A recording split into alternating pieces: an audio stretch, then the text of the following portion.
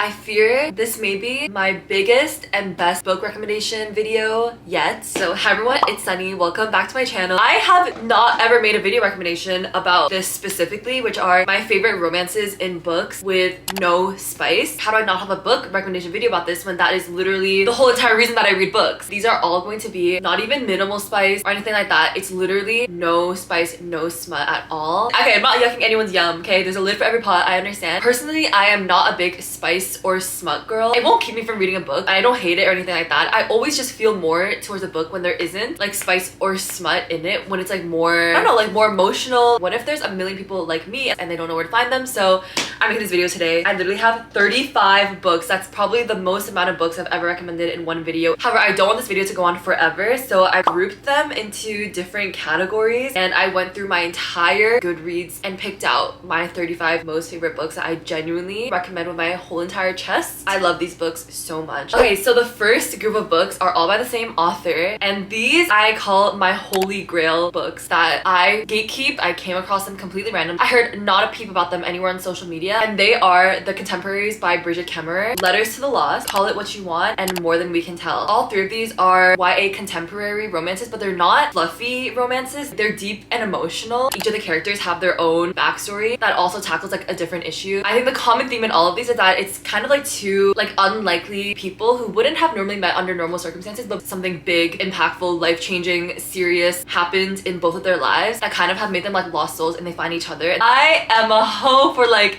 I want to feel pain because it makes you care about the character so much that it's like physically painful to me, and that's what these books are. Favorite to least favorite: Letters to Juliet on top, and then Call It What You Want, and then More Than We Can Tell. But honestly, all three of these books are like so good, and her writing is like, it's like not cringy and not cheesy. Letters to the Lost, it's the trope where the two characters start writing to each other anonymously, but they don't know it's the other person. But in real life, they go to the same high school and they don't really like each other. So angsty. Oh my god, my heart was like racing out of my chest. So many butterflies. Declan had a really hard home life too. He was like in the foster care system. They talk about that too. Call It What You Want is actually a companion book where it follows Declan's best friend named Rev. Also terrible home life, grew up in the foster care system. It's not really a trope, but it's like the two characters, Rev and then the girl named Emma. It's just like a serendipitous, once in a lifetime, rare, random encounter with each other, and it's like pouring rain, like so emotional and angsty. They confide in each other in this like one moment of vulnerability, and then from then on they just like only have each other. The boy in this. And then the last book, he was kind of popular, had a fall from grace, but they end up becoming partners for a calculus project. Through those like meetings where they have to work on their assignment, they end up opening up, and I love that trope so much. It's like giving like Nathan Haley, Nayli vibes, One Tree Hill, you know the vibe. Following that group, I'm calling this the cutesy So High School by Taylor Swift group. Kind of fluffy, but it is like a slow burn still. They're better than the movies Excuse Me While I Ugly Cry and Today, Tonight, Tomorrow. And I think the common denominator across all of these is that the boy in this is like so sweet and chivalrous and makes me want to become a boy mom. I want sons if they're gonna end up like the boys from these books. Better Than the Movies by Lynn Painter is already super popular. I feel like everybody probably knows what that book is about. However, I want to say if you like Better Than the Movies, I think that you should read Excuse Me While I Ugly Cry, because it is literally so similar, and it's like such a similar trope too, where it's like a girl who has a crush on this guy, and then like this other boy is like helping her get that guy, except he ends up falling in love with her, and she, unbeknownst to her, even if she doesn't realize it consciously or whatever, she starts falling in love with him or like seeing him differently. So if you like Better Than the Movies and you want to like fill that void, you have to read Excuse Me While I Ugly Cry, because I love Carter. It also really talks about like race dynamics because they're like the only black kids at a predominantly white school. Today, Tonight, Tomorrow is academic rivals to lovers. Suddenly on the very last day of high school, they spend the entire night together trying to work together for this game. He falls first and she doesn't even know it. The next group of books, I'm calling it For All My Asian Girlies, because it's actually the last day of May when I'm filming this. Asian and Pacific Islander Heritage Month. You know I had to do a solid. These are all books by East Asian authors. Tokyo Ever After, If You Could See the Sun, Not Here to Be Like, The Downstairs Girl, and of course The Summer I Turned Pretty, a classic. My favorite out of this group is Tokyo Ever After. Okay, I'm gonna actually explain who I imagined as like a fan cast when I was reading these books for the boys, because I mentioned them in videos before and everyone was like, oh my gosh, you're a genius. So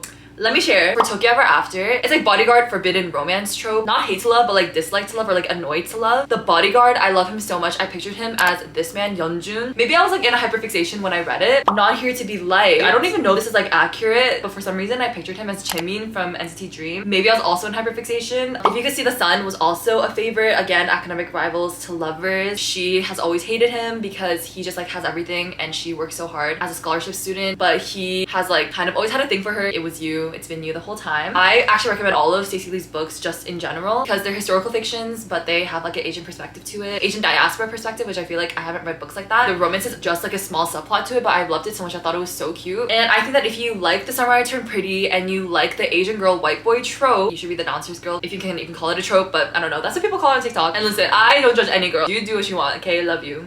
I support you all the time. The next group of books are gonna be the only fade to black romance books that I have. So if you don't even want to read that, then you don't need to read any of these books. But these are the only adult romances that I could find that I actually loved and recommended that didn't have like spice on page, but it did have fade to black because I think it's really hard to find any adult romance that doesn't have sex in it at all. I have A Worst Wingman Ever, The 7-Year Slip, and The Bodyguard, and Hello Stranger. Worst Wingman Ever has no smut in it at all because it's a novella. It's just like really cute. Again, it's like the trope of writing to each other anonymously, but you don't know the other person in real life. Novellas are the perfect size of a romance for me. It's just like all the sweet stuff and none of like the dramatic third act breakup or anything. 7-Year Slip I think was really good if you're like in your 20s and having like a midlife crisis. I think that you would really love the 7-Year Slip. The girl in the apartment that she's in, she randomly can travel 7 years into the past. Bodyguard and Hello Stranger are both by Catherine Center. I think that she's a really good adult romance author if you don't want to read spice. I think she's pretty consistent. Most recommended to least recommended in this group is Worst Wingman Ever, and then The Bodyguard, 7-Year Slip, and then Hello Stranger. Okay, the next group of books, I mean it's just 2 books, but it's like 2 book series, which is Here for the Plot, but the plot is a love triangle, and the love triangle is always between a bubbly boy and then a broody boy, and I eat that breakfast, lunch, and dinner. They're both series by Jennifer Lynn Barnes, which are The Inheritance Games and The Naturals. I mean, they're really popular, so you probably already know what they're about. One of my favorite tropes ever, which is like a poor girl being thrust into a rich world and meeting like rich entitled boys and putting them in their place. I love that trope. Yeah, it's like Max and Hall core. Like, I love it. And it's like between 2 brothers that she kind of has this love triangle with. I will eat up and grovel at Jennifer Lynn Barnes' feet for all the crumbs that she's feeding us. And then The Naturals is Criminal Minds, kind of. Yeah, again, love the broody one. I mean, can't say I'm not consistent. The next group is what I'm calling my kind of romantasy. Because I feel like romantasy as a genre has like really blown up, but I've like disliked every single romantasy book that I've read. I personally love fantasies with like such a small subplot of romance, but these ones I think are all like more romance heavy than like what I would normally like. It is like an important plot to the book, but it's not like a romantasy. Do you know what I mean? First, I have the 2 Tahira Mafi series, which are This Woven Kingdom and Shatter Me. Shatter Me, I feel like it's more dystopian. So obviously you know what Shatter Me is about. Love triangle, Aaron Warner, you know the vibe. And it's like so angsty, so addictive. Probably the most addictive book series I've ever read in my life. And then there's This Woven Kingdom. It's not dystopia, it's like more fantasy. It's like love triangle, not really. It's like a love interest switch. The groveling, angsty, pining, it was so good. A deal with the devil trope, villain turned love interest vibe. And I love him so much. I was like squirming in my bed like because I was in physical pain. The angst was like so much. Yeah. Next is Once Upon a Broken Heart. Again, a very popular book series. Kind of like a deal with the devil. And I think like seeing him grow like such a soft spot for her is like really what gets you. Yeah, this man would risk it all for this girl. Okay, then obviously couldn't not mention The Infernal Devices by Cassandra Clare. Perfect template for like the perfect love triangle ever. One of my favorite book series of all time. And then we have Heartless, which is a standalone. It's like a retelling of Alice in Wonderland. It follows like the origin story for the Queen of Hearts and Jess, who's like the court jester. Of course, The Cruel Prince by Holly Black. Quintessential enemies to lovers in a fantasy world. Next up are again fantasies, except it's like fantasy with a romance subplot where the romance subplot is like smaller. This is my origin story. Like, these are my favorite books ever. Like, these ones are probably the ones with my favorite romances in it. Defy the Night, The Prison Healer, Fable series, Foul Lady Fortune, One for My Enemy, and Dance of Thieves. Defy the Night is like a dystopia fantasy. The boy in it, he's the trope where he has to put on this facade of being like such a cruel person. People need to be like scared of him, but actually he's like such a good person and like such a softie. And so his internal angst is like so good. Like a self-loathing boy. Sorry, something about a self-loathing boy. Oh, it will do it for me every single time. The Prison Healer, he is like a new prisoner, super like sunshiny, like golden retriever boy, and she's like kind of more stoic, calm, like Black Cat vibe. Fable and Namesake are a duology, and then Saint is a companion prequel book, which I loved more than the original book. It's like between a girl who wants to get passage on a ship and then the ship captain that she gets passage on. He kind of has like a hard backstory where he like grew up on the streets wanting to just protect his sister, and I loved him so much. And then Saint is the prequel story. It's like the parents' love story of the main character from Fable. They just like had the most like epic, catastrophic, world-ending, earth-shattering, soul-sucking, death-defying romance ever. So yeah, Foul Lady Fortune is the companion to These Violent Delights. Almost like fake dating, except not really. They're just both spies, so they have to pretend that they're together undercover. One for My Enemy by Olivia Blake. This one has a couple love stories in it, and they're all super slow burn. It's basically like two rivaling families, and there's like so many, like kind of legal, but there's like so many like romances between different generations of those two families that you just uncover along the way. Dance of Thieves, which is a personal favorite of mine for like the best enemies to lovers who are forced to work together, forced proximity. Like a soldier who's trying to take down this crime family and the head of this crime family. The next group of books, it's only 2 books, but it's probably my favorite, most bestest book recommendation for the right demographic of people. I'm calling it Delulu Girl Says Now Kiss. These are like the slowest, slow burns. Literally nothing happens.